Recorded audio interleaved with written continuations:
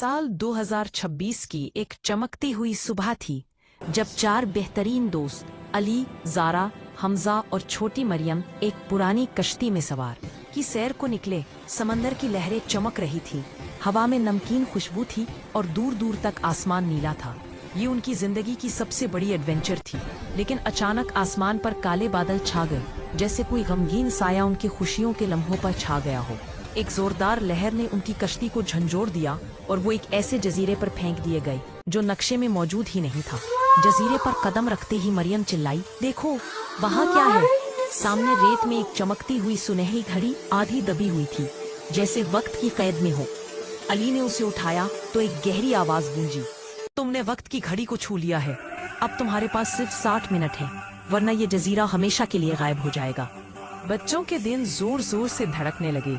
ज़ारा ने घड़ी देखी, उसकी सुइयां उल्टी चल रही थी। हमें भागना होगा, हमजा चिल्लाया, लेकिन रास्ता इतना आसान नहीं था। जैसे ही वो आगे बढ़े, जमीन लरजने लगी और एक बड़ा पथरीला देव उनके रास्ते में आ खड़ा हुआ।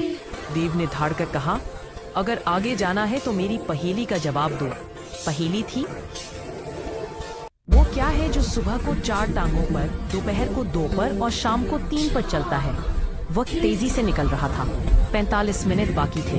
अली घबरा गया, लेकिन मरियम ने फौरन कहा, ये इंसान है। बचपन में घुटनों के बल 4 टांगे, जवानी में 2 टांगों पर और बुढ़ापे में लाठी के साथ 3 टांगे। देव खामोशी से एक तरफ हो गया और रास्ता खुल गया। अब वो एक ऐसी जगह पहुंचे जहां जमीन से आग के शौले निकल रहे थे।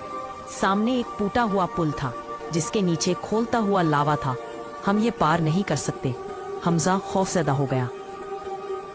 हमें मिलकर काम करना होगा, ज़ारा ने अपना बैग खोलते हुए कहा। उसने एक लंबी रस्सी निकाली। अली ने अपनी ताकत का इस्तेमाल करते हुए रस्सी को सामने वाले दरख्त पर फेंका। हमजा ने अपनी तेजी का फायदा उठाते हुए सबसे पहले रस्सी के जरिए पुल पार किया और दूसरी तरफ से रस्सी को मजबूती से पकड़ लिया। एक एक करके सबने जानलेवा खाई पार कर ली। घड़ी पर अब सिर्फ 15 मिनट बाकी थे।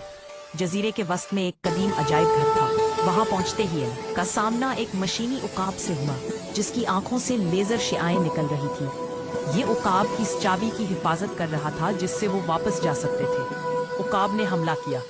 अली ने ढाल के तौर पर एक बड़ा पत्थर उठाया।